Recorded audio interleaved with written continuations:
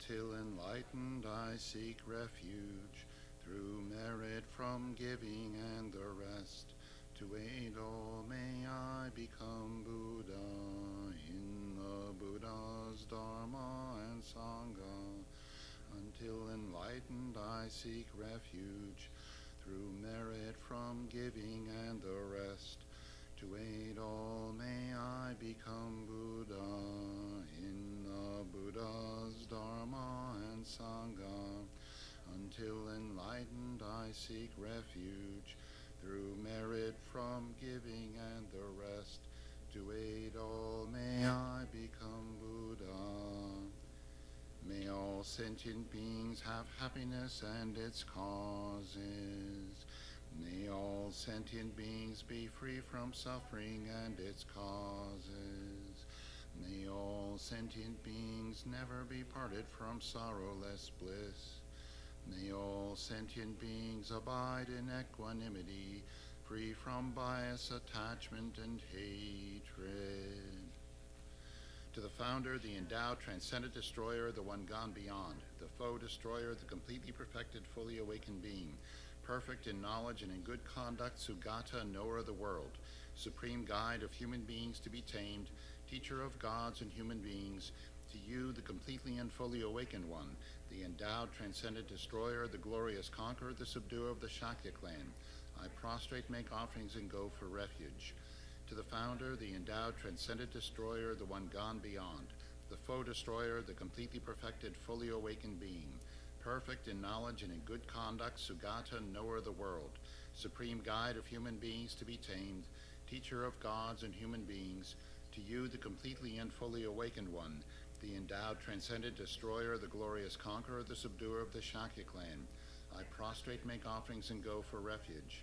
To the founder, the endowed, transcendent destroyer, the one gone beyond, the foe destroyer, the completely perfected, fully awakened being, perfect in knowledge and in good conduct, Sugata, knower of the world, supreme guide of human beings to be tamed, teacher of gods and human beings, to you, the completely and fully awakened one, the endowed, transcendent destroyer, the glorious conqueror, the subduer of the Shakya clan, I prostrate, make offerings, and go for refuge. When, O supreme among humans, you were born on this earth, you paced out 7 strides, then said, I am supreme in this world. To you who were wise, then I prostrate. With pure bodies, form supremely pure, wisdom ocean like a golden mountain, fame that blazes in the 3 worlds, winner of the best, Lord, to you I prostrate. With the supreme signs, face like spotless moon, color like gold, to you I prostrate. Dust free like you, the 3 worlds are not, incomparably wise one, to you I prostrate. The Savior having great compassion, the Founder having all understanding, merit with qualities like a vast ocean, to you, the one gone to thusness, I prostrate. The purity that frees one from attachment, the virtue that frees one from the lower realms, the one path, the sublime pure reality, to the Dharma that pacifies, I prostrate. Those who are liberated and who also show the path to liberation, the holy field qualified with realizations, who are devoted to the moral precepts, to you, the sublime community intending virtue, I prostrate. Homage to the Supreme Buddha, homage to the Dharma refuge, homage to the great Sangha, to all 3 ever devout homage, to all worthy respect, bowing with bodies as many as all realms, atoms, in all aspects, with supreme faith I pay homage. Do not commit any non-virtuous actions. Perform only perfect virtuous actions. Subdue your mind thoroughly. This is the teaching of the Buddha. A star, a mirage, the flame of a lamp, an illusion, a drop of dew or a bubble, a dream, a flash of lightning, a cloud. See conditioned things as such. Through these merits may sentient beings attain the rank of all-seeing, subdue the foe of faults, and be delivered from samsara's ocean, perturbed by the waves of aging, sickness, and death. From Tushita's hundreds of God's protector's heart, to tip of this fresh, pure, white heap, curd like cloud, O Losang Dragpa, Dharma's omniscient king, pray come to this place with your disciples. In space ahead, on lion throne, lotus and moon, venerable Guru, smile brightly with delight. Pray stay hundreds of eons to spread doctrine as supreme merit field for my mind of faith. Your wisdom mind sees full range of knowables. Your eloquent speech adorns fortunate ears. Your beauteous body, fame, glory outstanding. Homage to you, worthwhile to think of, hear and see. Pleasant offerings of water, various flowers, fragrant incense, light perfume, and so on.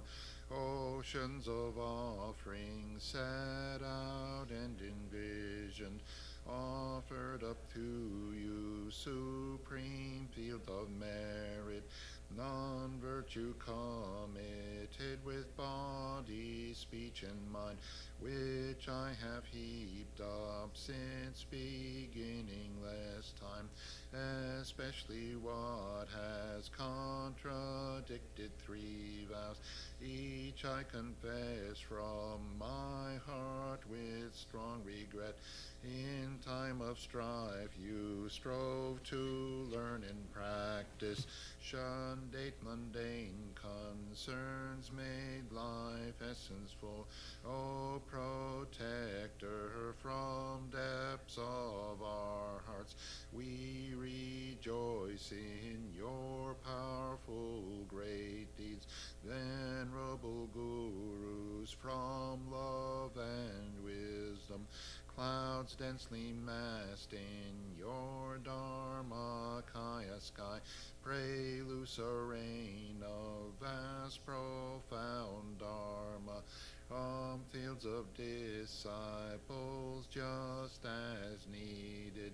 May whatever virtue that I've here gathered bring benefit to all beings and doctrine, and may it make Venerable O Sangdragpa's essential teaching specially shine forever. Nigmate Sewe Ter Chen Chen Rezig Dreame Kien Wang Po Jum Pel Yang Du Pung Malu Jomze Sung Wei Dak Gang Chen Ke Pet Su Gen Song Kapa Lo Sang Drag Pe Jab La So Wadeb. O glorious and precious root Guru, pray take seat of lotus on my crown, caring for me with your great kindness. Bestow attainments of body, speech, and mind. O glorious and precious root Guru, pray take seat of lotus at my heart, caring for me with your great kindness. Attainments common and supreme, O glorious and precious root Guru, pray take seat of lotus at my heart, caring for me with your great kindness, until supreme awakening remain steadfast.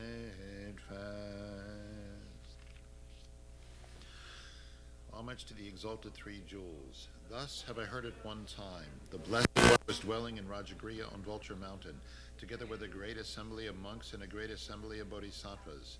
At that time, the Blessed One was absorbed in the concentration of the countless aspects of phenomena called profound illumination. At that very time, the superior Avalokiteshvara, the Bodhisattva, the great being, was looking perfectly at the practice of the profound perfection of wisdom, perfectly looking at the emptiness of inherent existence of the five aggregates also. Then, through the power of the Buddha, the Venerable Shariputra said to the superior Avalokiteshvara, the Bodhisattva, the great being, how should a child of the lineage train who wishes to engage in the practice of the profound perfection of wisdom? Thus he spoke, and the superior Avalokiteshvara, the Bodhisattva, the great being, replied to the Venerable Shariputra as follows. Shariputra, whichever son or daughter of the lineage wishes to engage in the practice of the profound perfection of wisdom should look perfectly like this, subsequently looking perfectly and correctly at the emptiness of inherent existence of the five aggregates also. Form is empty, emptiness is form. Emptiness is not other than form, form is not other than emptiness. In the same way, feeling, discrimination, compositional factors, and consciousness are empty. Shariputra, like this, all phenomena are empty without characteristics. That is, they are not produced and do not cease. They have no defilement and no separation from defilement. They have no decrease and no increase. Therefore, Shariputra, in emptiness there is no form, no feeling, no discrimination, no compositional factors, no consciousness. There is no eye, no ear, no nose, no tongue, no body, no mind, no visible form, no sound, no smell, no taste, no object of touch, no mental phenomenon. There is no I element and so forth up to no mind element, up to no element of mental consciousness. There is no ignorance and no cessation of ignorance and so forth up to no aging and death and no cessation of aging and death. Likewise, there is no suffering, no origin, no cessation and no path, no exalted wisdom, no attainment, and also no non-attainment. Therefore, Shariputra, because there is no attainment, bodhisattvas rely on and abide in the perfection of wisdom. And because their minds have no obstructions, they have no fear. Passing utterly beyond error, they attain the final state beyond sorrow. All the Buddhas who reside in the three times by relying upon the perfection of wisdom become manifest and complete Buddhas in the state of unsurpassed, perfect, and complete enlightenment. Therefore, the mantra of the perfection of wisdom, of great knowledge, the unsurpassed mantra, the equal to the unequaled mantra, the mantra that thoroughly pacifies all suffering, since it is not false, should be known as the truth. The mantra of the perfection of wisdom is proclaimed. Tayata, gate, gate, paragate, parasamgate, bodhisoha. Shariputra, this is how a bodhisattva, a great being, should train in the profound perfection of wisdom. Then the Blessed One arose from that concentration and said to the superior Avalokiteshvara, the Bodhisattva, the great being, well said, O child of the lineage, so it is. The profound perfection of wisdom shall be practiced exactly as you have taught, and the Tathagatas will rejoice. When the Blessed One had said this, the Venerable Shariputra, the superior Avalokiteshvara, the Bodhisattva, the great being, and the entire assembly, as well as worldly beings, gods, humans, demigods, Gandharvas, and others, were filled with admiration and highly praised what had been spoken by the Blessed One.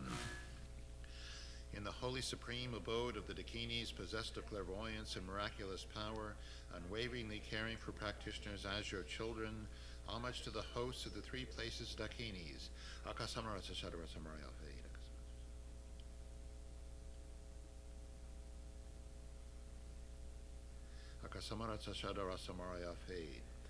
Tayata, Om, Gate, Gate, Paragate, Parasamgate, Bodhisoha. Through the power of truth of the exalted three-jewel speech, may all on the side of negativity, such as the four Maras, be stopped. May they become non-existent. May they be pacified. All enemies, obstructors, and hindrances, Shanti Kuriye Soha. The 80,000 types of obstructors pacified, freed from adverse harmful conditions, may all be conducive and perfect auspiciousness. Bring happiness and well-being here right now. Saji perki jukshing me tog prahamri prabling ji ni deg yen padi sang ye jing du mi te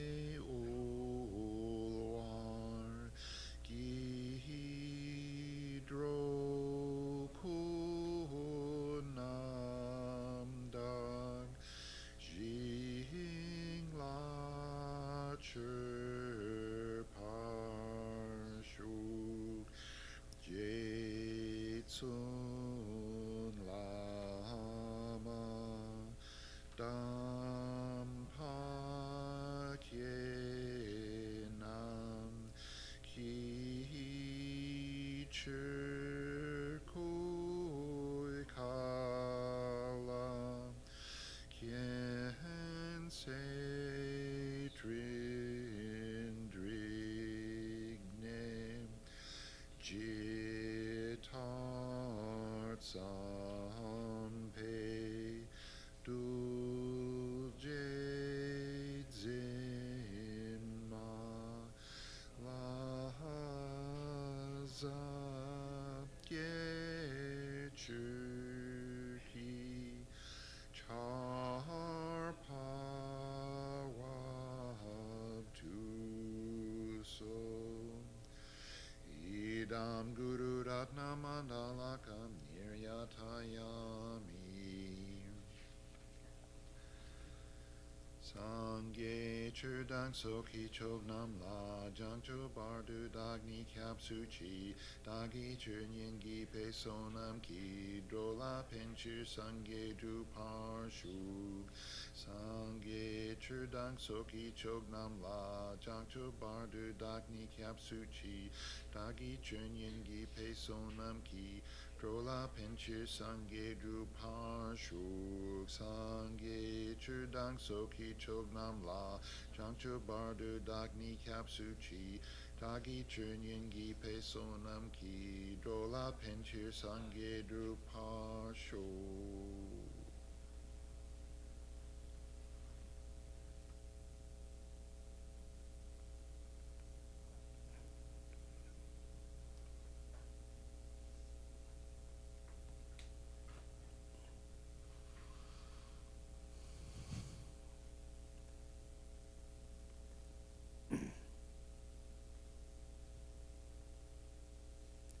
Okay, so let's start with just a few minutes meditation, focusing on the breath.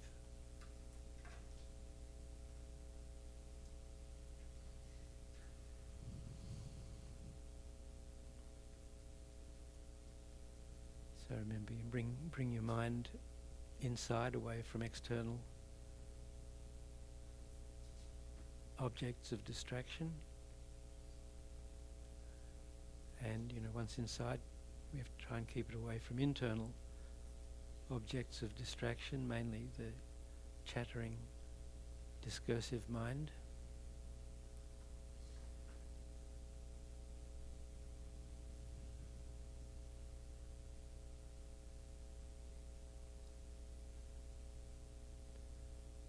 Then find your breath, focusing on where it goes out and comes in through the entrance of your nostrils.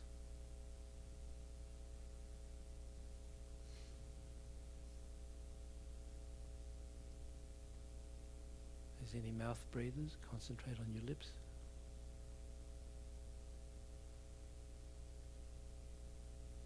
That was a joke.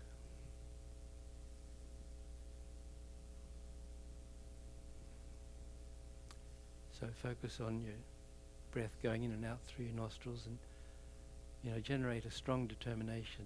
Now I'm going to focus on my breath without allowing myself to be distracted by anything whatsoever.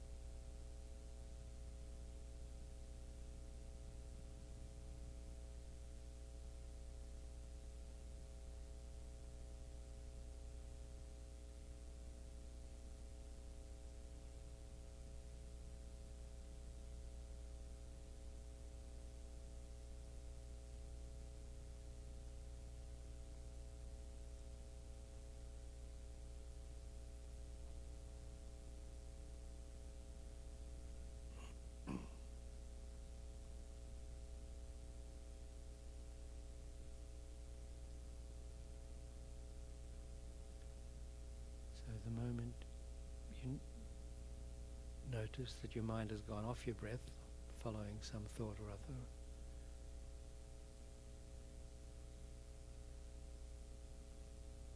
Then just drop whatever it was that distracted you and just come straight back to your breath.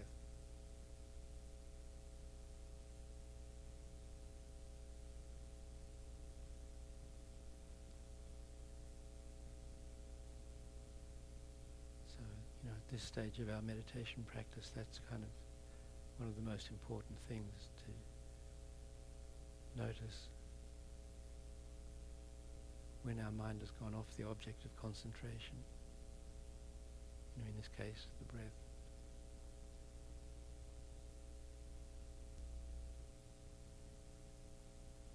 So the sooner we can do that, the better. And don't get involved in the distraction, just come back to the breath.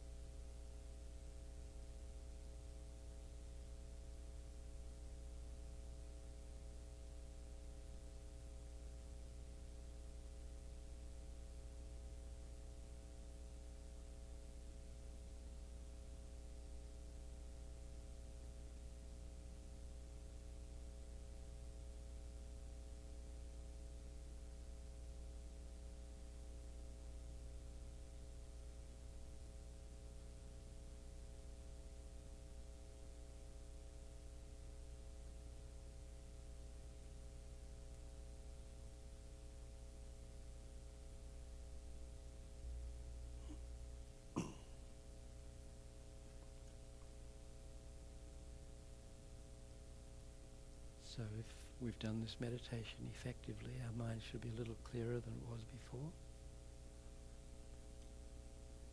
So now look into that clear mind and check your motivation for being here this morning. Think, why have I come to the center?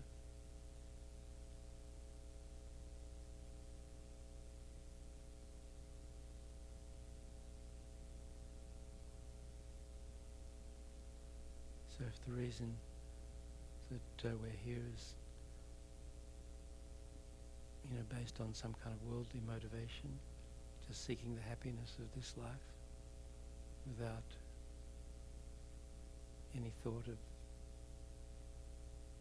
benefiting our future lives or other sentient beings, then recognize that as motivation coming from one of the three poisonous minds of ignorance, attachment and hatred.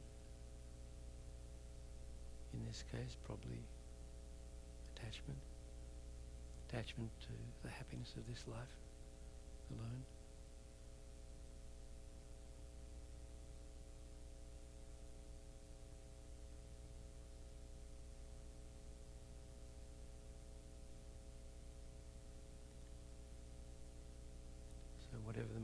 motivation you find, if it's negative or inferior, replace it with the highest motivation, that of bodhicitta, the determination to reach enlightenment for the sake of sentient beings.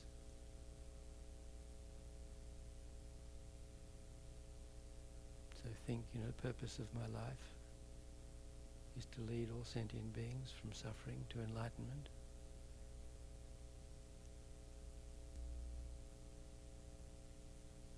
In order to do that, first I have to reach enlightenment myself. And there's only one way to reach enlightenment, and that's to develop the mind of bodhicitta.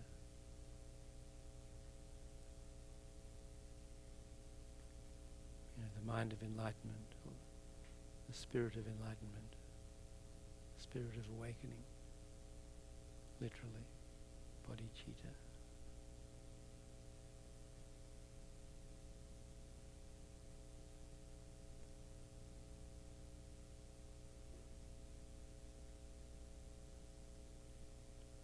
So in order to develop bodhicitta, we have to understand what it is. So think, in order to develop bodhicitta, I'm attending this class here to discuss the mind of bodhicitta.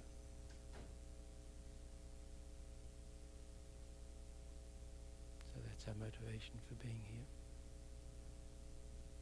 To develop bodhicitta in order to reach enlightenment for the sake of all sentient beings.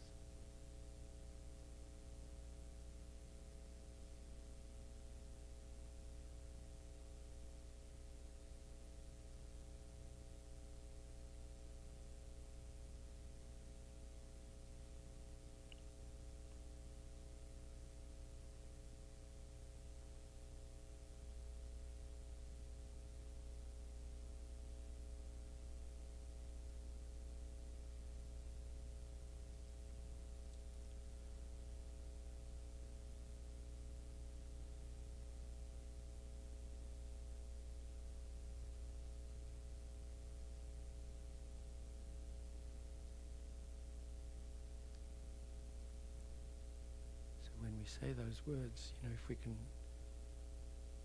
also have a feeling in our heart to accompany those words.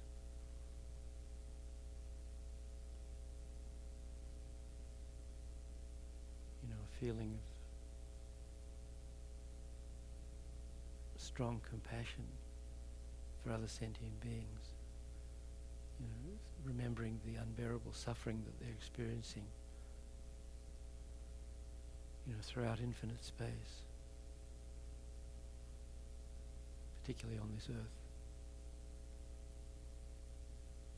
As we sit here,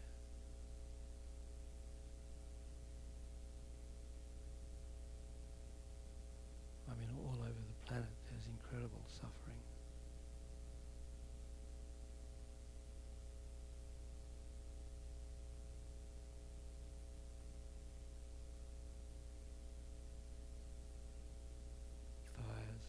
Floods and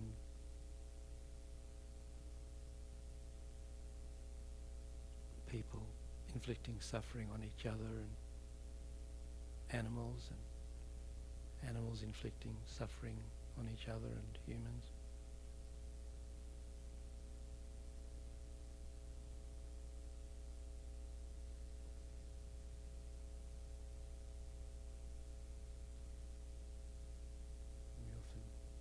Talk about this beautiful planet and all that, but really it's just a seething mass of suffering if you look below the surface.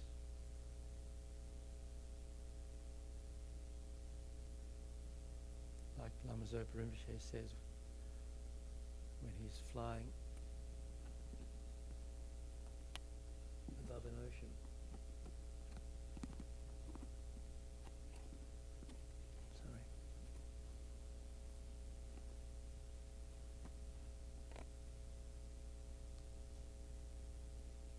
he means in an aeroplane, I think.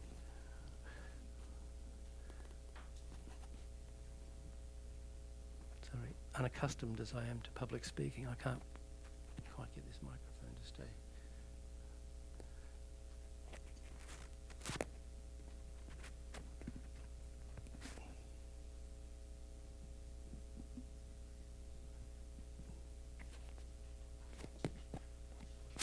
like those little clip ones like the guests have on TV talk shows.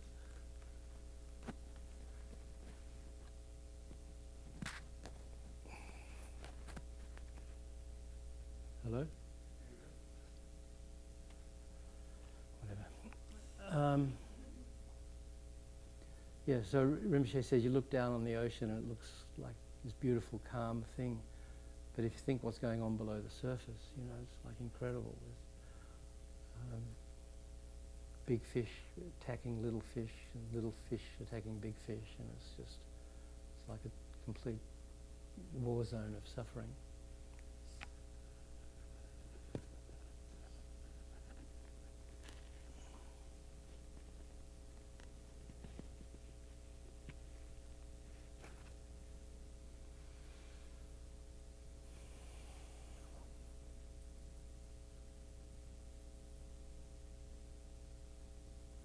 And you know, that was the very first thing the Buddha taught when he began teaching, with the Four Noble Truths, the truth of suffering. We're all conditioned existence. You know, the existence, the life that we have is by nature suffering.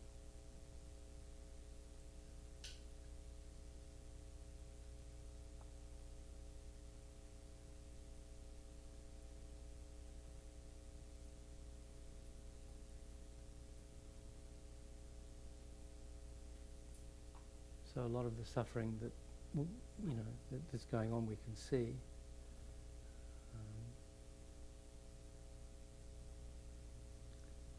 But in order to really understand the breadth and depth of suffering that sentient beings are experiencing, you know, we need to understand our own beginningless suffering.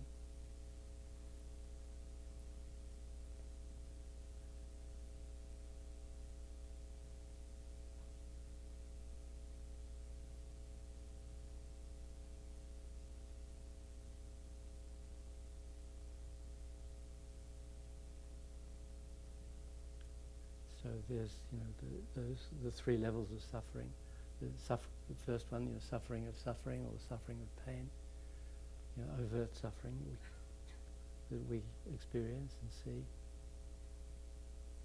Then there's changeable suffering, you know, what we normally call happiness, worldly happiness, which never, well, first of all, it's never particularly satisfying, and secondly, it doesn't last, and it turns into suffering. Turns into the first level, into the suffering of suffering.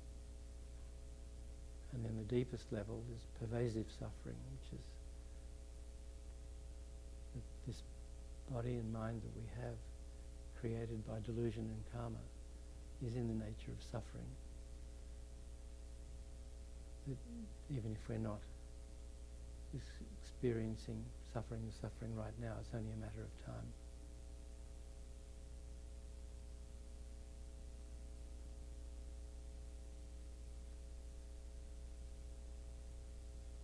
So Geshe-la's been teaching liberation in the palm of your hand on Sunday mornings. So in the discussion of the what we call the middle scope, it talked about all different sufferings and everything, right? So you know all about that. What about here? So Geshe-la's just started teaching what we call the great scope. Lama Zopa Rinpoche calls it the path of the greater.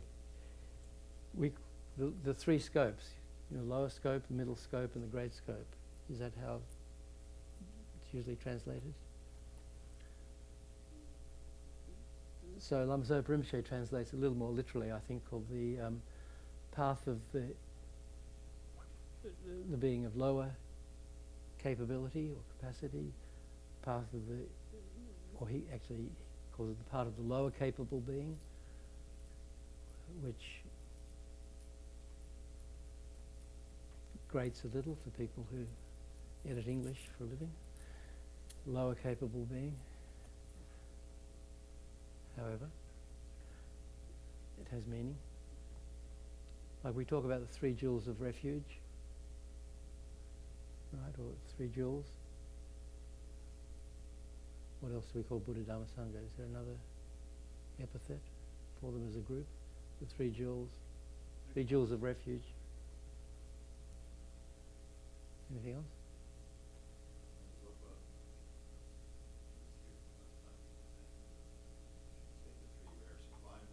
Exactly.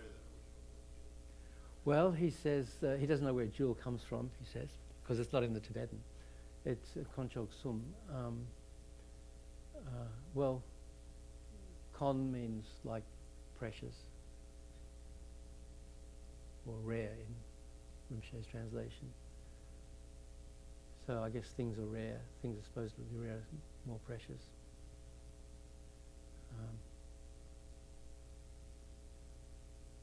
Good things.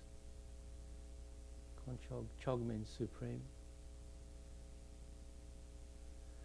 3 rare sublimes, or 3 rare sublime ones, Buddha, Dhamma and Sangha. So when translating, he says there's 3 scopes isn't really what is,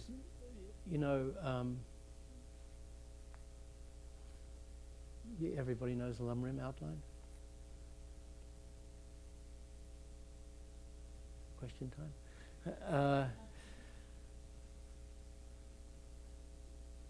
Anyway, so, the general outline of the Lama Rim from Lama Tsongkhapa, which then was adapted by Pabongka Rinpoche in this book we're studying, Liberation in the Palm of Your Hand. It explains at the very beginning it's just the where the teaching comes from, the qualities of the author, the qualities of the teaching, and how to listen and teach and so forth. And then it's divided into the perfect human rebirth and how to extract the essence from the perfect human rebirth. And how to extract the essence from the perfect human rebirth has these 3 paths that we can follow, the lower path, the intermediate path, and the great path.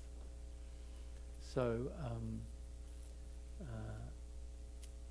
where the teachings we study are focused mainly on the great path, on reaching enlightenment for the sake of all sentient beings.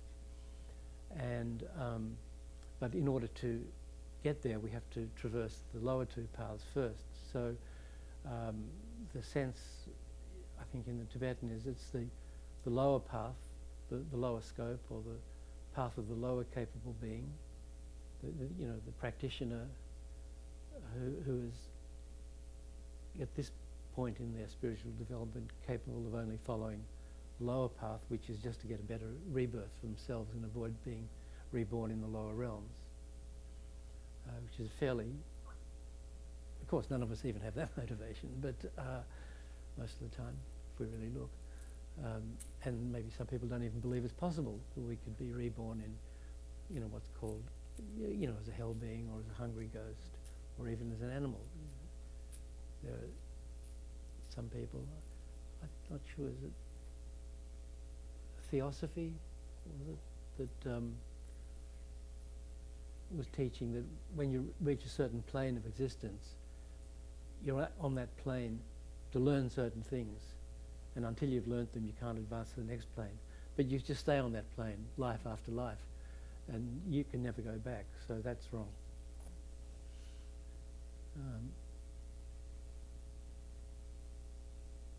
Even in this life you can go back, so trust me.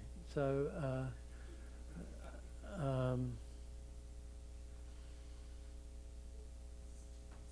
so the lower path is called the path travelled in common with the being of lower capability. So we have to travel that path in common with the practitioners whose only path that is. And then once we've accomplished that, then we go to the next one, which is we travel that path in common with the being of intermediate capacity. So the motivation for that path is to attain liberation from cyclic existence for oneself alone, without much concern for the others, It's like hard enough to get myself off the wheel of life, let alone these other losers, So let me just focus on that. Is that the first scope, though, or is that? I mean, is that the first scope, or not the middle scope? The one individual liberation is, only thinking of liberating yourself, not others. But isn't that the first scope? Then what's the second one? Would be thinking of others rather than yourself. Thinking of becoming enlightened for the sake of others. And then what's the third one? The great scope. Is there something better than getting enlightened for the sake of all sentient beings? No, I mean, I guess enlightenment. That's the second scope. I guess that I'm talking about that. And so, what was the first scope? You've been going to these classes? Yeah. The lower scope. Actually, there's. Have you?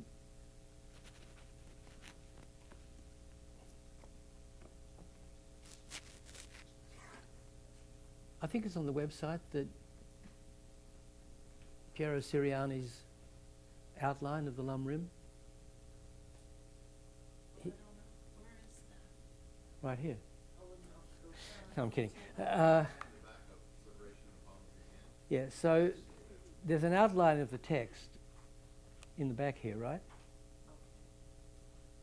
We do know that, isn't it? There's an outline of the entire text. So, when it's laid out like this, with a whole series of numbers and dots and things, it's got a little hard to kind of see. So he's made a pictorial, I was thinking we should print this and put it somewhere, the outline of because this is really small. This is the PDF is 20%. What's that?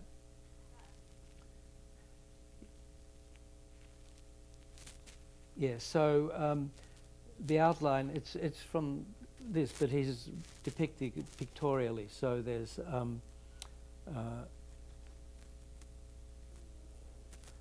the general, you can't really see this, the general thing, and then there's the green one is the lower scope, the pink one is the middle scope, and the blue one is the great scope, which we've now entered, hopefully. So, it makes it really clear. So then, so the lower scope is here, and the the motivation here is just to avoid being reborn in the lower realms. I don't want to be born an animal or as a hungry ghost or as a hell being. So what do I have to do? So what you have to do is you have to take refuge, and you have to understand karma, and you have to follow the law of karma, which is that positive actions lead to happiness, and negative actions lead to suffering, which includes lower rebirth. So the key here is the practice of morality, especially in the pratimoksha or individual liberation vows, avoiding the 10 non-virtuous actions, which we all know like the back of our hand, isn't it?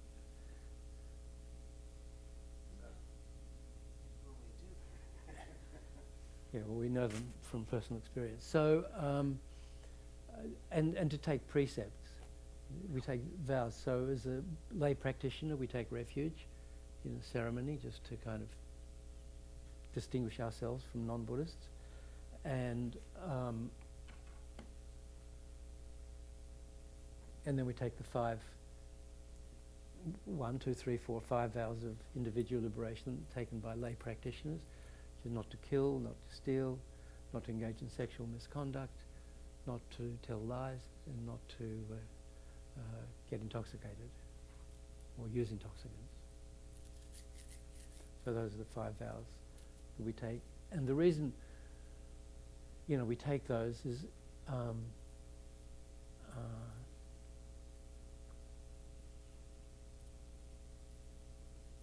I say, well, I don't kill anyway, so why should I take a vow not to kill? And of course, not killing is extremely good, but and that just deals with not killing in this life. We have countless previous lives where we've killed, and we have that a karmic energy to kill again, because that's the nature of karma. You know, it has these different results, one of which is the result similar to the cause in habit, where things we've done before, we have a tendency to do them again. So taking a vow not to do it counteracts that energy. So that's why Buddha taught us the method of taking vows, because it deals with not just not doing the action in this life, but it helps damp down or neutralize the previous lives' doing of that action that we've engaged in. So these are the sort of practices that if we do them properly in this life, we can at least get a human rebirth, or rebirth as an upper realm, as a god, which is good while it lasts, but it doesn't last forever. So those are the practices on the lower scope. So then someone will say, well, yeah, that's okay as far as it goes, but it doesn't really go that far. It's like, you know, getting the best cell in the prison, or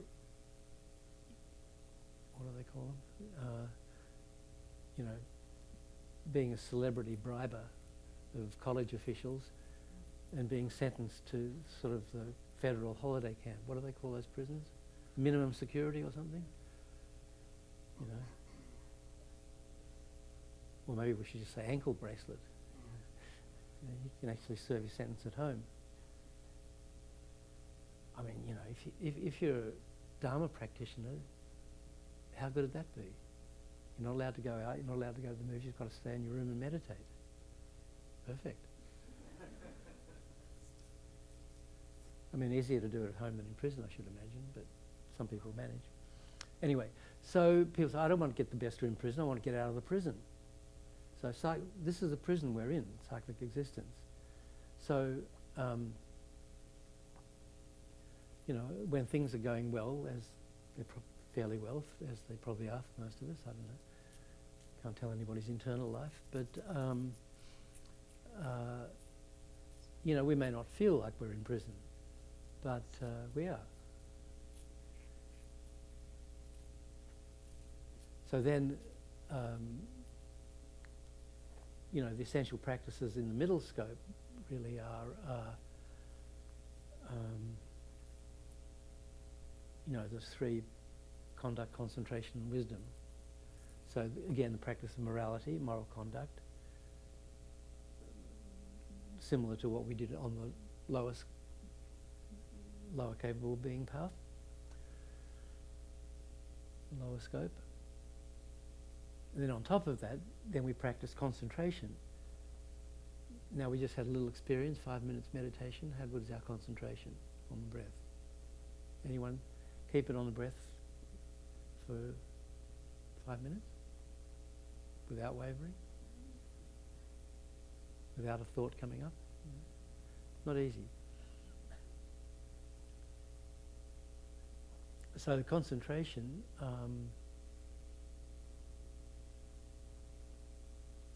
you know, perfect concentration, perfect single point of concentration takes a lot of intense meditation to develop. But if we try to do it without the foundation of pure morality, it'll never happen.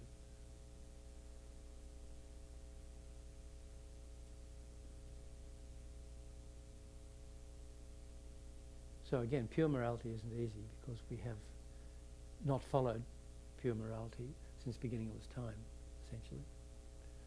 So we have a lot of bad habits, deep or even not so deep in our mind. But, you know, if we want to escape from prison, from cyclic existence, just ourselves, which is the goal of the middle scope,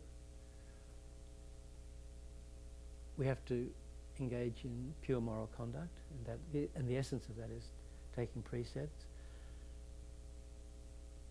particularly the vows of individual liberation, those and there's the 5 lay vows, but if you want to go beyond that, be a little more professional Dharma practitioner, then we become monk or nun. Like as a novice, novice monks and nuns have 36 vows, and the fully ordained monks and nuns have 200 or 300.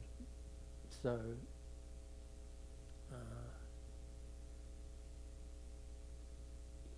that's kind of doing it properly. That's not easy either.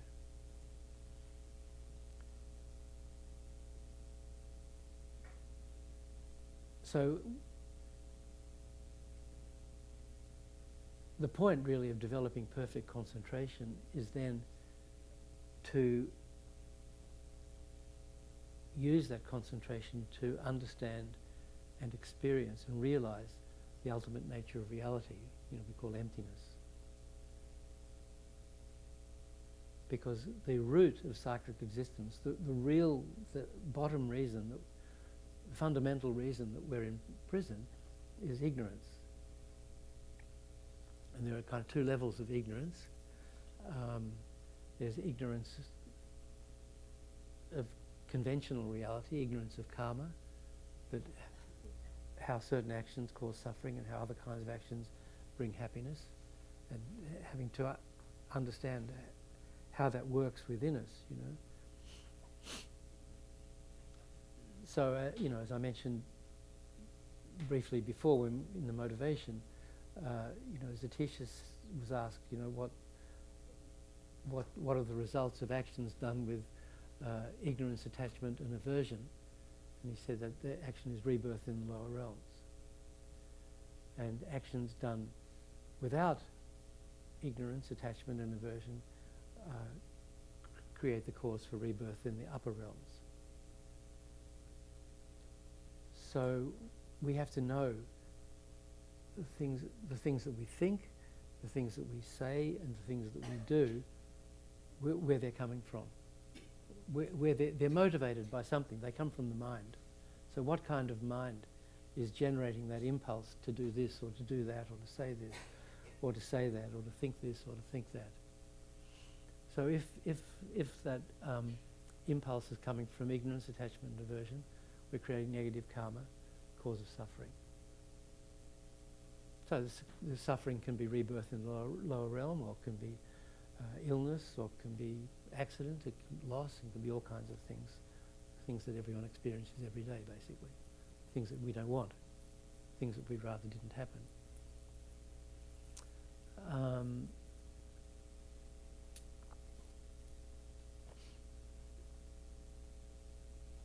And that's another reason to have a clear mind, have good concentration, to be able to understand our own mind and see where what we think, say, and do is coming from, and then be able to abandon those negative impulses and then nurture the positive ones. Non-ignorance, non-attachment, non-aversion, as Atisha put it.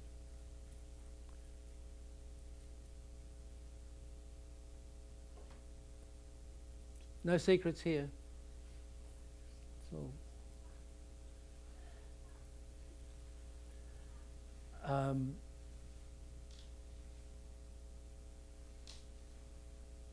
So that's the intermediate scope. The person says, well, I want to get out of prison. It's hard enough to get myself out. I can't deal with the others now. So that's the motivation, and those are the practices. The conduct, moral conduct, concentration, and then to turn that perfect concentration onto meditating on ultimate nature of reality, on emptiness. And the only way we can really do that is by studying, listening and studying and understanding the teachings that explain the nature of reality, non-self-existence. How everything comes from the mind.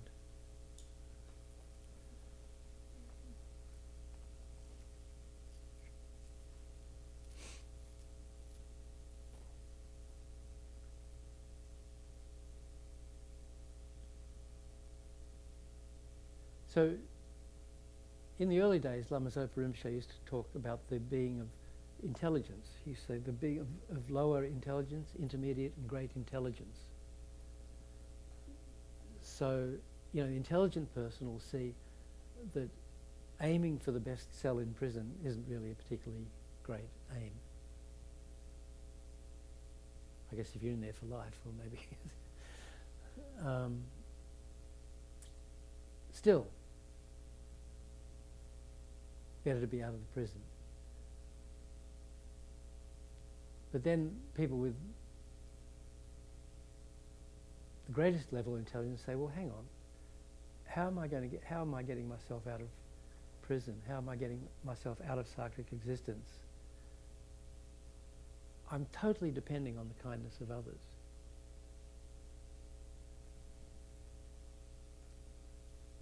My parents for giving me a human body, perfect human rebirth. My teachers for teaching the Dharma. And then actually, other sentient beings. Because when we practice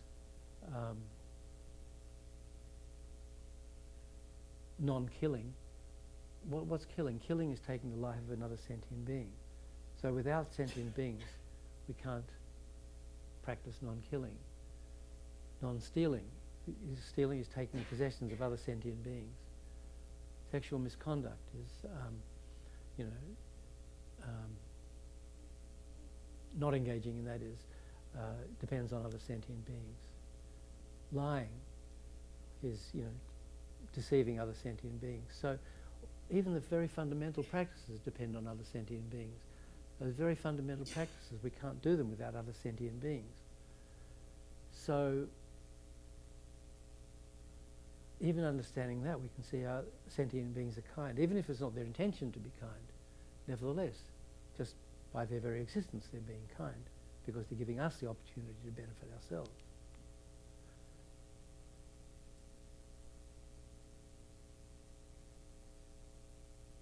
So you know what it's like. You go to a Christmas party or something, and someone gives you a present, and you didn't get a present for them. You kind of feel bad,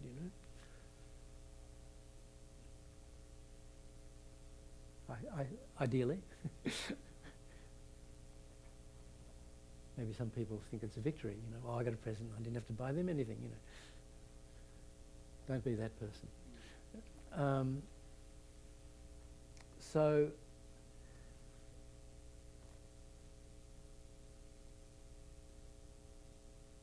repaying kindness is kind of a normal human behaviour, really. So, in the same way, repaying sentient beings for their kindness, for allowing us to not be reborn in the lower realms, to do the fundamental practices that allow us to get out of prison, to escape from cyclic existence, to attain liberation. That depends on kindness of sentient beings. So then,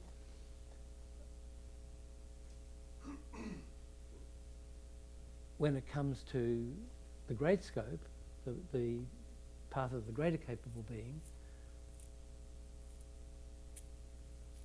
which, Geshe-la's teaching, we're just entering now. So Geshe-la's going to go on to Bodhicharyavatara as a way of talking about this, or? Well, it has recommended us that we read the first chapter, reread the first chapter. The benefits of bodhicitta. Yeah. Well, actually right now we're in that 10 benefits of bodhicitta. Right. So, Wisdom Publications have just published Lama Zopa Rinpoche's teachings on bodhicitta. So, this is a perfect, I imagine it's going to take Geshe-la a while to go through these teachings, a few months or a year. Can spin it out for the rest of our lives probably. So, this is a really wonderful book as sort of background. Doesn't exactly follow the same outline, but yeah. So, attaining enlightenment, which is the ultimate goal, which is the goal of the great scope, attaining enlightenment for the sake of sentient beings, depends, as everything else, on its principal cause.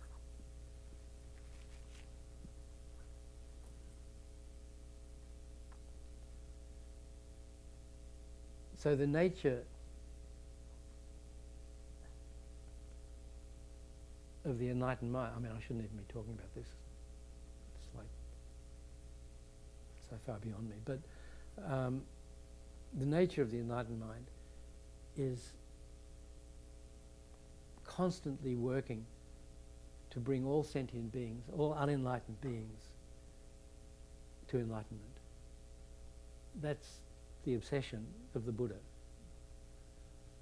And of course, we sentient beings make it as difficult as possible by being ignorant, by having really strong attachment, by having anger and fighting and disharmony and all this stuff.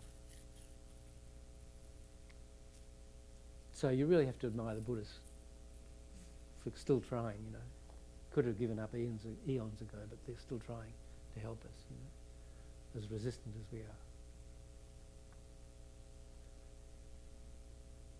But the Buddha comes from principal cause, from Bodhicitta.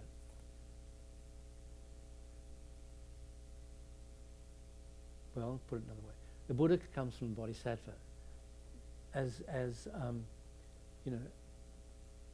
When we develop Bodhicitta, we become a Bodhisattva. So there are 10 levels of Bodhisattva, so you're getting closer and closer to enlightenment. So Buddha, just before the Buddha became enlightened, before the Buddha became Buddha, he or she or it was a 10th level Bodhisattva. And before that was 9th level, 8th level, so on like that. So Buddha comes from Bodhisattva. A Bodhisattva comes from Bodhicitta. The Bodhicitta comes from great compassion. So compassion is wanting others to be free from suffering. So great compassion is wanting all others equally, not just our family and friends, and maybe the others. Everybody equally, whether they're friends, enemies or strangers, all wanting all sentient beings to be free from suffering is great compassion.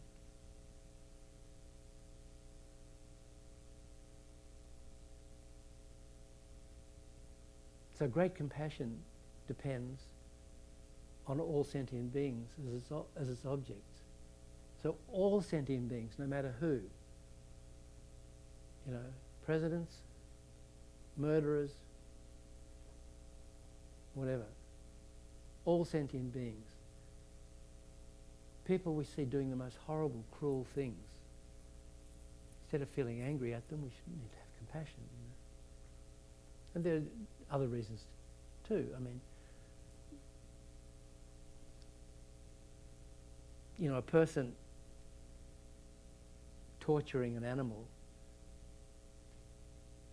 we feel aversion for that person and we feel compassion for the animal, probably. We should really feel probably more compassion for the person than for the animal. Right?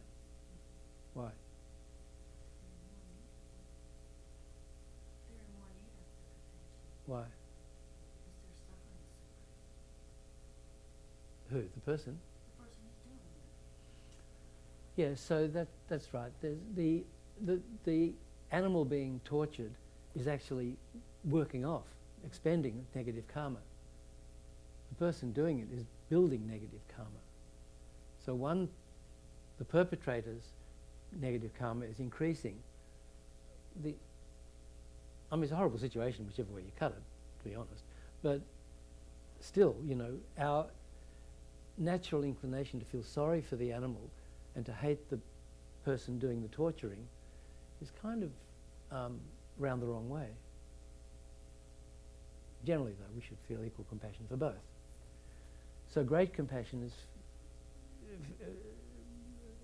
equally feeling compassion for all sentient beings, no matter who or what they are. So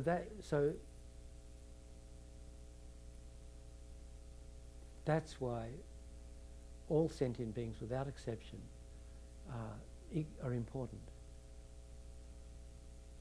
Because without them, there's no Buddha. And without Buddha, there's no Dharma teachings for us to benefit from and to be able to practice.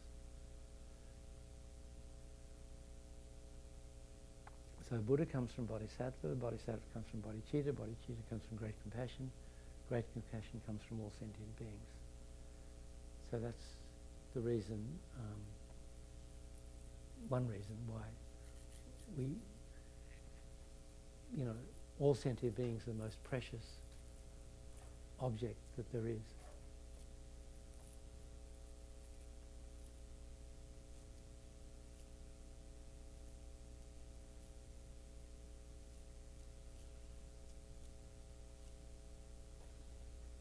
So I was supposed to read from something else. So just before I do the advertised reading, I don't know if anyone saw any ads, then it just came out.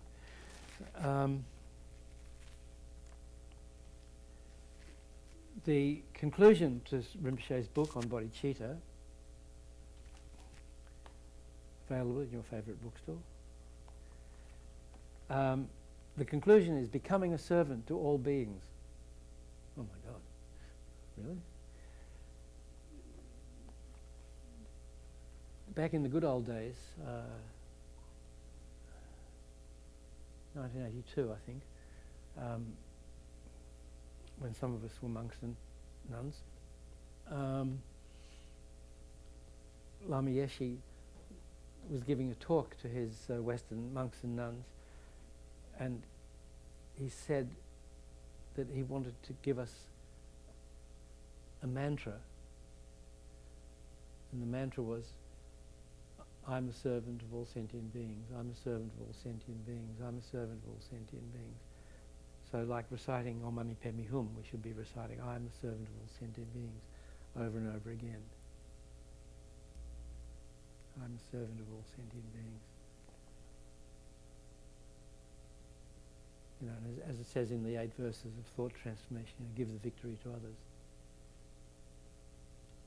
It needs quite a bit of transformation.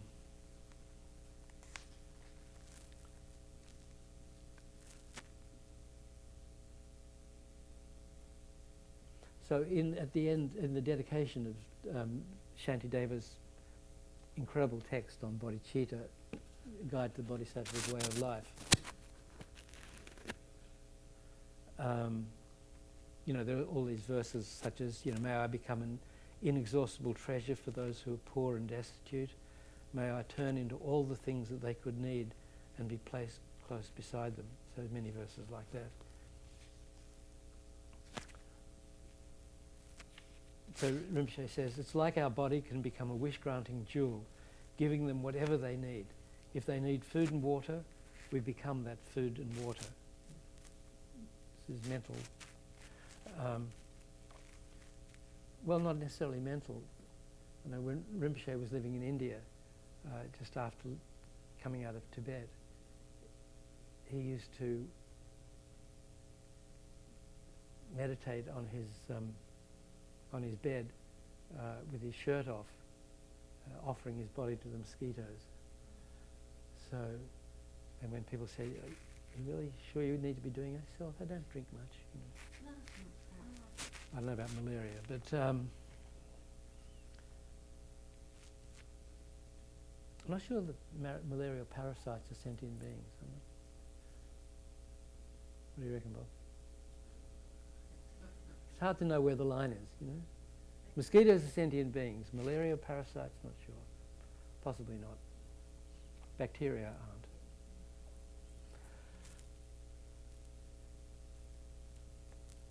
So if they need a guide, we become that guide. We become their clothes to protect them from the cold, their shelter, their medicine, even the items in their bathroom, soap, towel, tissue paper.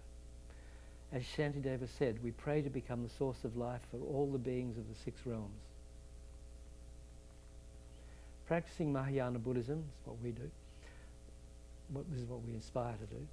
This should be our daily attitude. This is how we should lead our life, only for the service of others.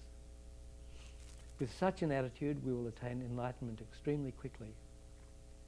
A bodhisattva is a servant to all sentient beings. When I read these verses from Shantideva, I think of the incomparably kind Lama Yeshe. Incomparably or incomparably? How do we say it in America?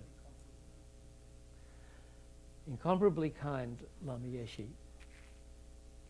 How everything Lama ever did was solely to benefit others. Holding the pure wish to serve others was, why he was so successful in his life. From Lama's great bodhicitta, the whole of the Foundation for the Preservation, Mahayana FPMT, the organisation that we're part of here, grew. The whole organisation grew from Lama's great bodhicitta. And now there are many, many centres and projects, all doing great benefit for sentient beings. However many people have transformed their minds through coming to an FPMT centre, like some of us, it's all due to the unbelievable kindness of Lama, to his vast vision and to the tireless work he did for us. Lama Yeshe is an example of someone who developed his mind until it became one of bodhicitta. Before Lama passed away in America, when his sickness manifested in Delhi, he said, even if the operation in America isn't successful.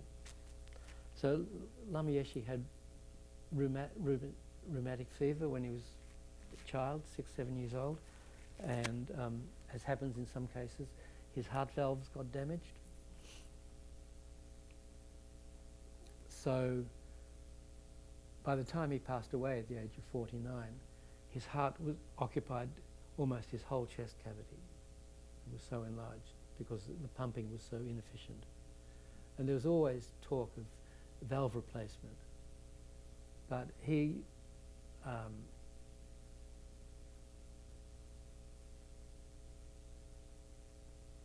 always refused heart surgery. And I don't know if this is official or not, but the reason, but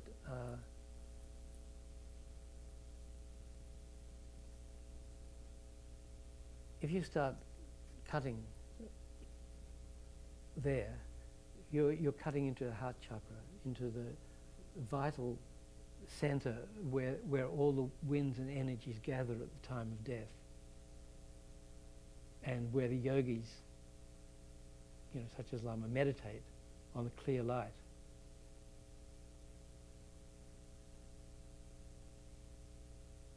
Until their mind is until they're ready to leave their body. So that meditation is called Tukdam. There was one Geshe just passed away in France. I don't know if you saw Geshe Tenley, who was in meditation for some days after. Just so that many of the great lamas, even though they appear clinically dead, they're actually still in meditation. And so if your channels and your chakras are sort of inadvertently cut up, because they're not visible to the naked eye, they're sort of psychic channels, but they're damaged by surgery, then you can't control your mind at the time of death, or you can't necessarily direct your next rebirth. So, so for the temporary benefit that it would have, temporary, I mean, another 10, 20 years, who knows, if it had been done early enough. I mean, it was first recommended, that I remember, in 1974 or 73, but 10 years before he actually died.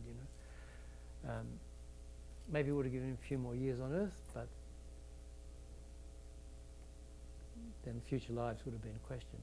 So, 84, we published this magazine as a tribute to him. This came out in the beginning of 85.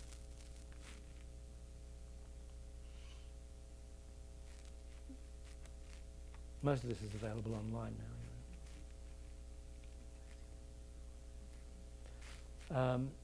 So before he passed away, he said, even if the operation in America isn't successful, and he wasn't actually going to have one, it doesn't matter, I don't mind. I won't be worried if the operation doesn't succeed because my life has been useful enough as a servant for other sentient beings. Of course, somebody such as Lama would never announce to the world that he was a bodhisattva, but this attitude shows that his whole life was totally dedicated to others, without even a shred of self-cherishing. Every second of his life was only for all sentient beings, and that is the definition of a bodhisattva. So, I spent quite a bit of time with him, and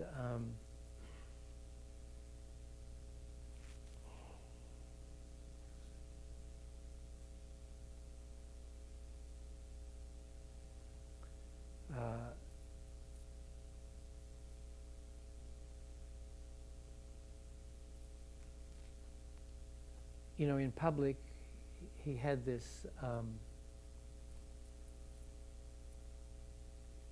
justified reputation of always laughing a lot and making everybody feel good, and he attracted so many people. Did anybody meet?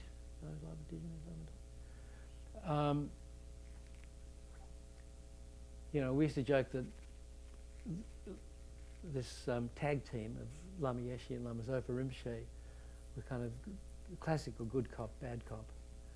That Rinpoche would give straight down the middle Lam Rim teachings, a lot of suffering and the hell realms and hungry ghosts and negative karma and attachment and anger and ignorance and people, especially new people to Dharma, when he gave these early Lam Rim courses, would kind of get a little bit beat down by all this first noble truth, suffering this and the cause of suffering, suffering this.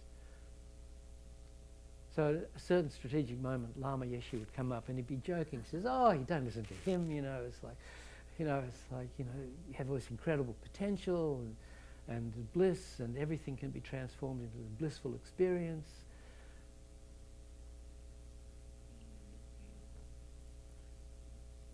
And he gave me a candy once, and I sort of sucking on it. He said, "Are you experiencing bliss through your whole body and mind, or are you just feeling it here?" Because I was just feeling it here. It was like on my tongue. And so really transforming everything into body and mind into complete bliss. So another way I sometimes looked at it was that Lama Zopa Rinpoche was the Lam Rim, stages of the path to enlightenment. The lower path and the middle path and the great path, kind of the sutra path. And Lama Yeshe was like the tantric path, where the result is the path. So you know the difference between the sutra and the tantric path, or the causal vehicle and the resultant vehicle. You heard that? So, with the sutra path, okay, so, all of Buddha's teachings are divided into these two yanas or vehicles, Hinayana, the lesser vehicle, and the greater vehicle, so-called. So the lesser vehicle is called the lesser vehicle, the Hinayana, because it leads to individual liberation. This is what I was getting confused before, was the Hinayana, the Vajrayana, the Hinayana, Mahayana, and Vajrayana. Well, Mahayana and Vajrayana, so there's two. There's Hinayana and Mahayana. And Mahayana has two divisions. There's Mahayana Sutra and Mahayana Tantra, or the Sutrayana, Paramitayana, perfection vehicle, and the Vajrayana, or tantric vehicle. So the Sutra vehicle is the what we call the causal vehicle. You practice the cause to attain the result. So, we practice, take the Bodhisattva vows, we practice the 6 perfections, charity, morality, patience, effort, concentration, wisdom. We practice those to attain enlightenment. So practicing that path is said to take 3 countless great eons, which is a really long time. An eon is an incredibly long period of time. A great eon is longer. A countless great eon is inconceivably longer, and then 3 countless great eons. I mean, 3 times infinity. What's that?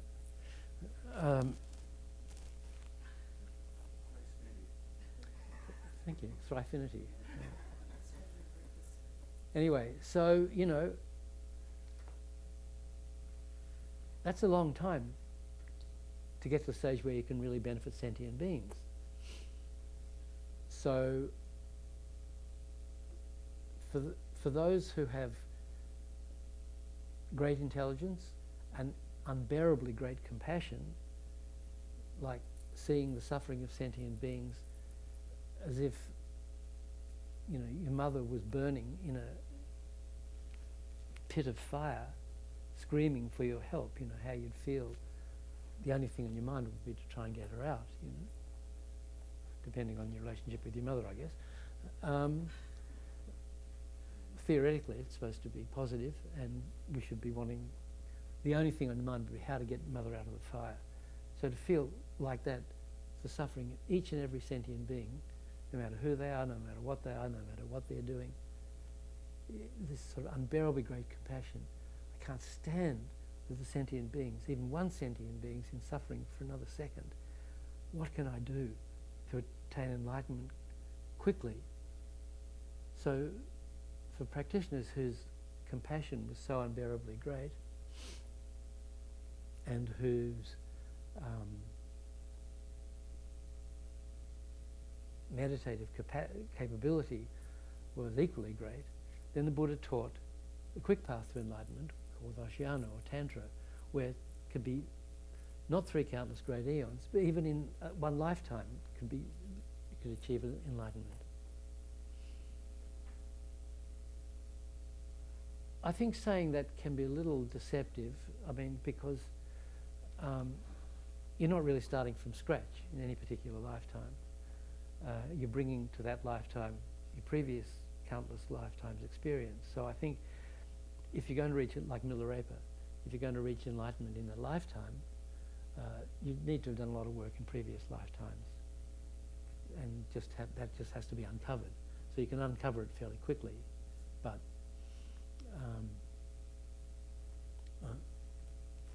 Just a quick question Sure. about that, because is that also part of seeking refuge, is that teachers or gurus help speed up that process?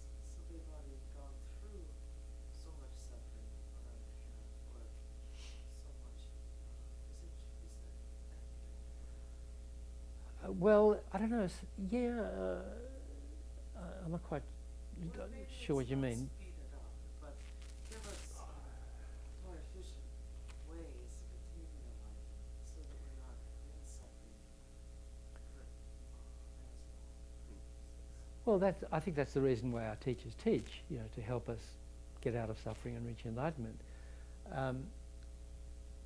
These, like Geshe and His Holiness and Lama Yeshe, all these, they became ordained as monks, and a lot of them went through a lot of hardship, having to leave Tibet, but keep their monastic ordination pure, and then live in terrible conditions in refugee camps, and then like Geshe Tsulga, our previous teacher here, they, after they became refugees, then the Indian government gave them all this land in South India, which was like a jungle with tigers and elephants, and then they had to go down there, and these monks had to clear the jungle themselves, and they had to build their monasteries or their buildings, and they had to plant their crops. They had to do a lot of heavy manual work, and then they had to come back and study and meditate and do all their monastic things to become geshes, So they went through,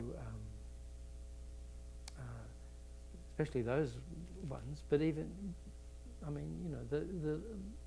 the life of a monk in Tibet was what we would consider hardship, They probably did it joyfully and see the benefits because they were intelligent, they could see the benefit they could bring to others. So, they went through what staying up all night in freezing cold, debating, eating just watered down tsampa was the only food they could get, roast barley flour, We see these nice solid tormas, we have any tormas. These ritual cakes they make, these little tormas with the red stuff on top. That's solid tsampa, They would have a little bit of that in hot water, and that would be their sustenance all night, it was, and they had to study and memorize these huge long texts, Where are the texts? Anyway, well, they look like books, those ones wrapped in cloth up there, They had to memorize hundreds of pages. It's like incredible. Anyhow, no TV, no ice cream, no Starbucks, no movies, no girlfriends, I suppose. But it was like hard work. So they study, and they have to debate, and then they have to pass these exams, and so to become a fully qualified teacher itself, they've gone through quite a bit of hardship. Whether they saw it as hardship or not, I can't say. It depends on the individual. We think it's such hardship we wouldn't even think about doing it ourselves. So there's the answer right there. I tried for a while. It was pathetic. So.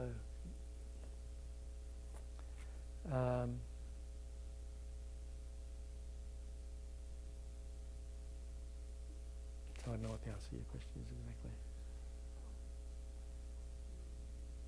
Maybe it is that rather than deceiving myself, let's say that in this path, I'm hopeful that as I read and study that the work that's been done prior to me sitting here today helps me move more quickly along that path. Oh, there's no doubt about that. For sure it will, That's all. That was my question. There's no doubt that the lineage of teachers from the Buddha himself down to the present day have undergone a lot of hardship to help us get to where we're able to sit here and study these things today. Even in the Western world, we might not have it once. Yes. So, so anyway, after pushing his body around the world for 10 years, so in public, Lama Yeshe gave this incredible, joyful experience. He was this incredible, joyful presence. But when he went back to his room, he was often he'd be utterly exhausted. And I remember one time we were in Thailand, and he was invited to a monastery to meet the monks and to socialise, and he'd just flown in, and hot weather was really hard because your heart has to work harder and you have to sweat to keep cool and so on, And so we went out and he was just completely normal with everybody. It was. But then when we went back to his room, we were staying at the YMCA. I think it was the second time the Lamas had travelled abroad, and people who were organising their travels weren't really. There wasn't any money really in the organisation, and students didn't have money, so everything was little hand to mouth in those very early days. And accommodations that were provided for the Lamas were what we'd consider maybe passable, but certainly substandard,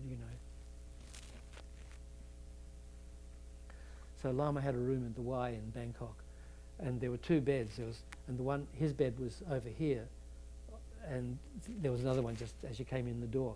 So we came back, and he just collapsed onto the first bed that he could, you know, and I just left him there, you know. He was just like utterly exhausted. And he used to say, he used to tell us that his heart would sometimes stop several times a day, and he'd have to kind of kickstart it with mantras. I mean, it was medically unbelievable, but in fact it's what was going on, you know. And later that year, I was 75, you know, we travelled to Australia, New Zealand, from Thailand. There was a weekend course in Thailand organised by a couple of students who'd been to the monastery, the Kopan course. We went to Australia, New Zealand, California, Indiana. There were courses in all these places. And then Lama Yeshe's teacher, Geshe Zopa, was teaching at the University in Wisconsin. There's a centre there called Deer Park in Madison. And so Lama had been there the year before, in 74, visited Geshe Zopa, and Geshe Zopa had been his teacher in Tibet. I think Lama was the youngest student in Geshe Zopa's class there in Tibet, and he used to joke that if Geshe Zopa wanted to know if everybody in the class had understood a certain point, he'd ask Lama Yeshe, and if Lama understood it, then he knew everybody else did. That was the story. So it was Lama's story. So he'd seen some cardiologists at the hospital there in Madison, and the next year I was with them, and he went back for further studies, and they did angiography and stuff, and then because I had some kind of medical training, they let me in to the conference, and so the doctors were looking at this huge heart. I mean, physical heart. Of course, he had a huge heart anyway. And they, some of them couldn't really believe that he could even walk, let alone travel around the world. And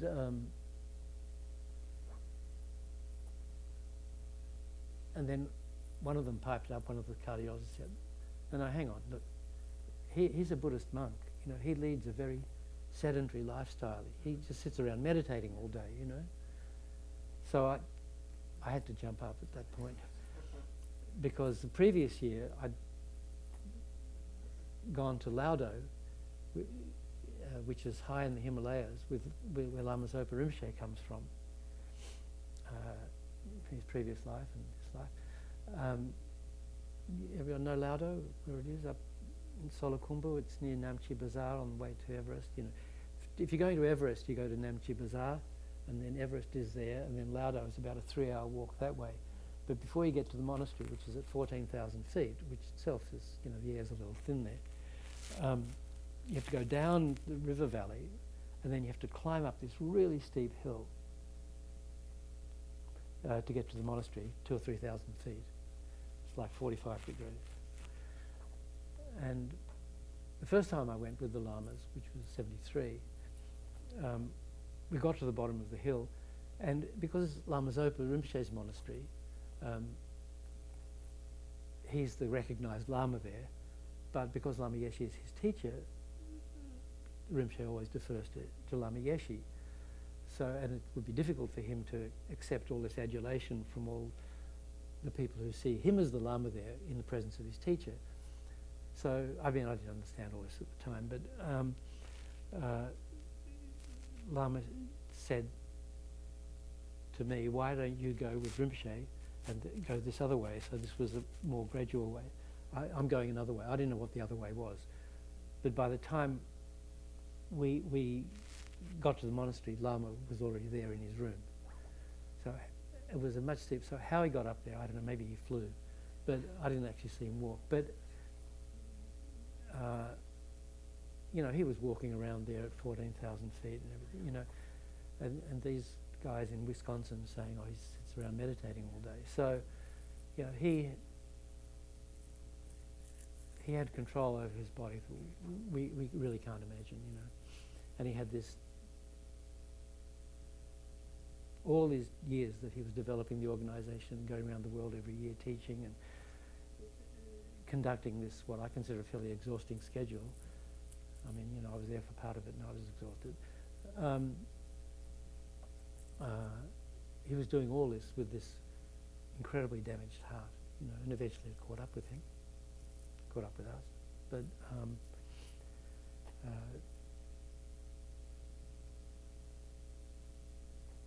you know, you'll see his official biography is coming out in a few months' time. So you heard of Big Love? So that tells the story of Lama Yeshe and the development of the organisation up to 84, 85 when he passed away.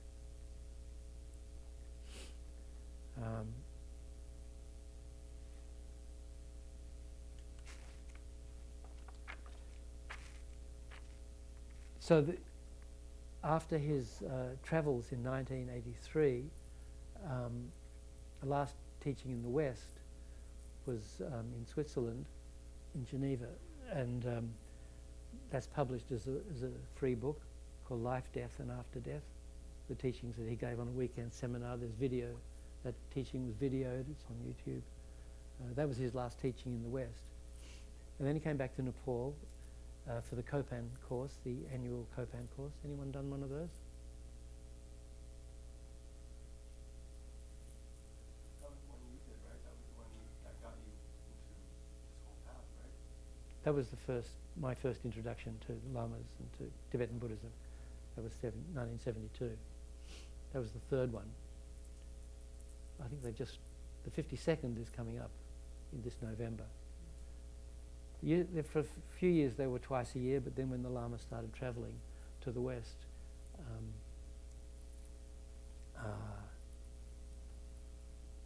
they made only once a year in the fall.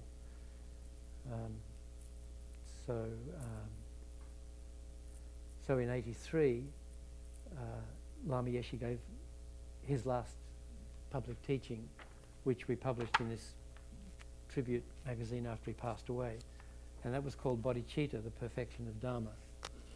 So this is online. I'm not going to have time to read it now, which I was supposed to do.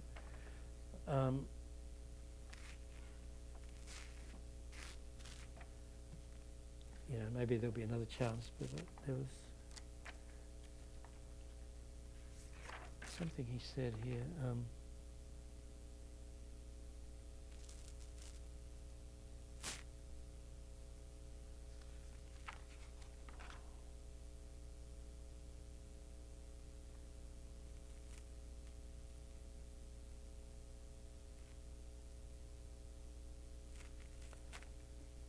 So in part of this talk, he says the bodhicitta energy is alchemy. Alchemical, is that how you pronounce it? Alchemical? Alchemical? It's alchemy. It transforms all your ordinary actions of body, speech and mind, your entire life, into positivity and benefit for others, like iron transmuted into gold. I think this is definitely true. You can see it's not difficult. For example, look at other people's faces. Some people, no matter what problems and suffering they're enduring, when they go out, they always try to appear happy and show a positive aspect to others. Have you noticed this or not? But other people always go about miserable and angry. What do you think about that? I honestly think that it indicates a fundamental difference in the way these two kinds of people think. Human beings are actually very simple. Some are a disaster within, and it shows on their faces and makes those whom they meet feel sick. Others, even though they are suffering intensely, always put on a brave face because they are considerate of the way others feel. So this is what I'm saying about Lama. He was like, I mean, if we had to endure what he was physically enduring, we wouldn't even go out, you know, we'd be so miserable and we'd feel so sorry for ourselves and we'd be on oxygen and whatever, you know. I believe this is very important. What's the use of putting out a miserable vibration? Just because you feel miserable, why make others unhappy too? It doesn't help. You should try to control your emotions, speak evenly, and so forth. Sometimes when people are suffering, they feel closed off from others, but you can still feel their miserable vibration. This doesn't help. Doesn't help others with even momentary happiness. Forget about leading them to enlightenment. To help the people around you, you have to maintain a happy, peaceful vibration. This is very practical, very worthwhile. Sometimes we talk too much about enlightenment, things like that. We have a long way to go to such realizations. Forget about enlightenment. I don't care about Buddhahood. Just be practical. If you can't help others, at least don't give them harm. Stay neutral. Anyway, what I'm supposed to be telling you here is that bodhicitta is like atomic energy to transform your mind. This is absolutely scientifically true, not something that you have to believe with blind religious faith. Everybody nowadays is afraid of nuclear war. But if we all had bodhicitta, wouldn't we all be completely secure? Of course we would. With bodhicitta, you control all desire to defeat and kill others. And as Lama Yeshe said, when you have bodhicitta, all the good things in your life are magnetically attracted to you and pour down upon you like rain. At present, all we attract is misfortune, because all we have is a self-cherishing thought. But with bodhicitta, we'll attract good friends, good food, good everything.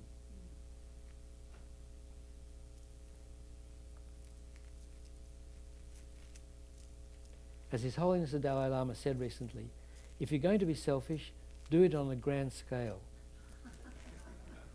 Wide selfishness, it says wide, I mean, he talks about wise selfishness. I'm not sure if this is what Lama said. I have to go back to the original. Wise selfishness is better than narrow. What did His Holiness mean? He was saying that in a way, bodhicitta is like a huge selfish attitude, because when you dedicate yourself to others with loving kindness, you get a lot more pleasure than you would otherwise. With our present usual selfish attitude, we experience very little pleasure, and what we have is easily lost. With great selfishness, you help others and you help yourself. With small selfishness, our regular selfishness, it's always me, me, me, and it's easy to lose everything.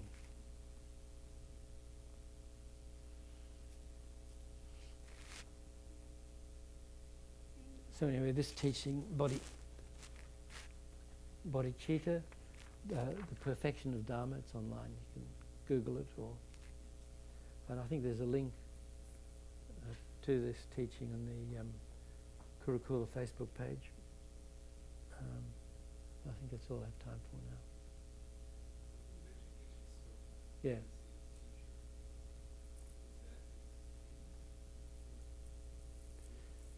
Yeah. No, Lama Yeshe's root guru, and Lama was His Holiness Trijang Rinpoche. He always referred to him as root guru, but actually,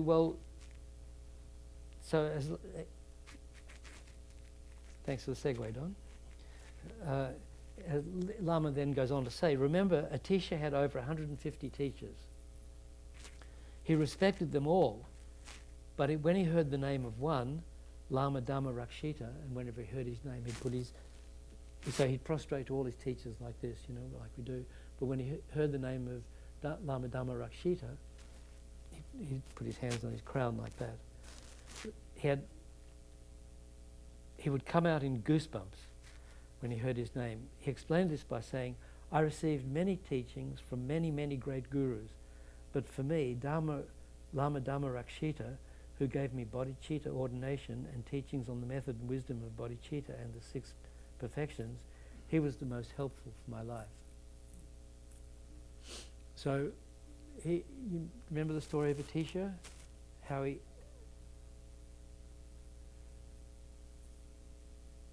had a vision of Tara in Bodh Gaya, I think.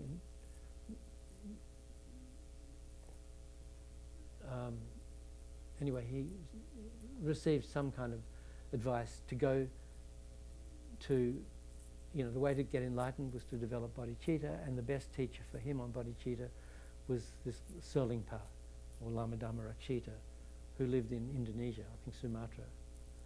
So he had to take a ship from Bengal, or Bangladesh, where it is now, through the Indian Ocean to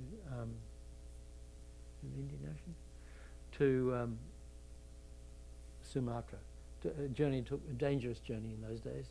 Took 13 months to get there, and then he stayed there for 12 years or something, studying and developing bodhicitta under the guidance of this Lama Serlingpa.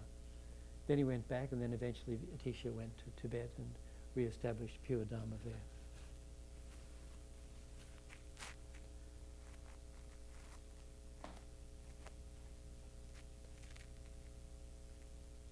So this guru was the most helpful in his life. This is very true. Sometimes techniques of deity meditation are extremely difficult, but bodhicitta meditation is so simple, so incredibly profound and real. That's why Atisha would shake when he heard the name of his main teacher of bodhicitta. So, Lama had, of course, many, like we all do really, had many teachers. He considered his root guru.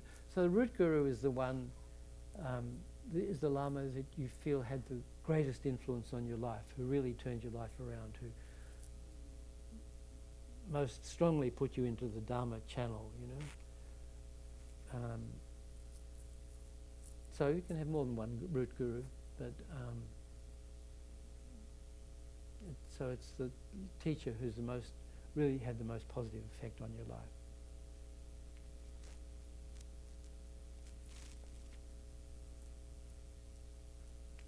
So Geshe Zopa was one of his teachers. Also, one of his main teachers in Tibet, Geshe Gendun, was reborn as Yangtze Rinpoche, who's the founder of the Maitripa College in Portland, Oregon, part of the FPMT.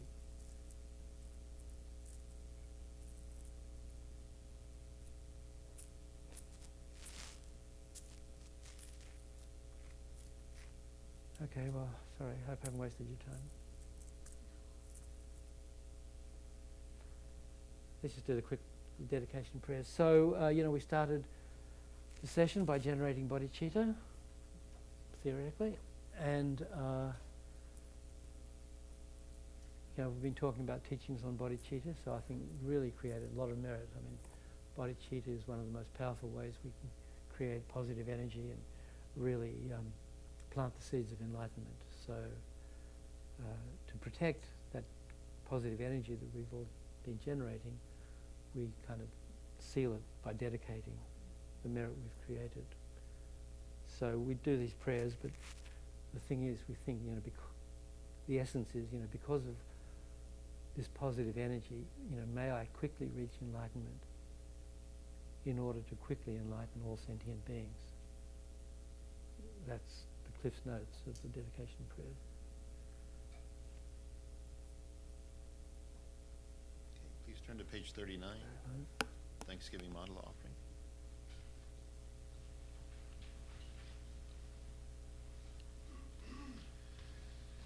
Saji perki jukshing me tok tram ri rab ling ji ni de gen pa di sangye jing du mig te uwagi drokun nam dag jing la chir pa shu je tsun la me kutse rab ten ching nam katrin le chok chir ge pa dang lo sang ten pe drun me sa sum gi dro we mun sel tak tu ne gyu chig Idam Guru Ratna Mandalakam Niryatayami.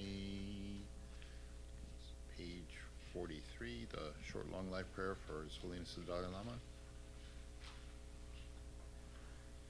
In that snow mountain encircled land, source of every benefit and joy, may Lord Tenzin Gyatso Chen Rezig remain enlightened life till samsara's end. Page 49, the short long life prayer for Lama Zopa Rinpoche. Tuk tsu chang xin jam gern gil wei, ten zin kyong pel wei kun zo do po ze, chuk sum kur wei leg man tu drum, pa dak sok dul je gen du jam ten shu. 57, dedication prayer.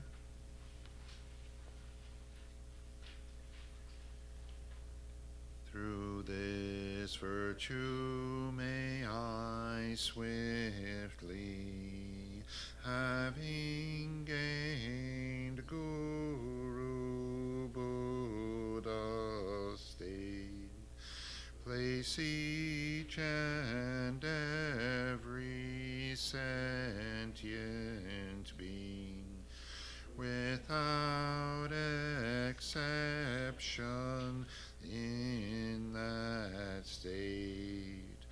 Precious Supreme Bodhi Mind, may it where unborn arise, and where born never decline, but increase forevermore. Page 75, the Meet Sema. Migmet se wei ter chen chen rezig, dreame kien pei wang po jam pel yang, gang chen ke pei su gen song kapa, lo sang drag pei jab la sol wa de.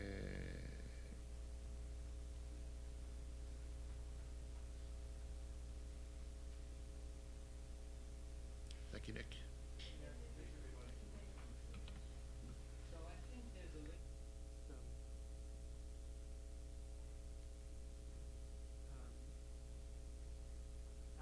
An outline schematic on the Kurukulla webpage, is there, under resources?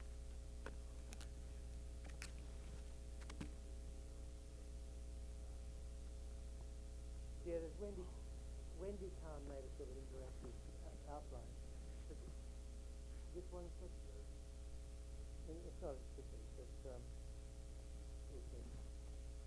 but it's really important to study the outline.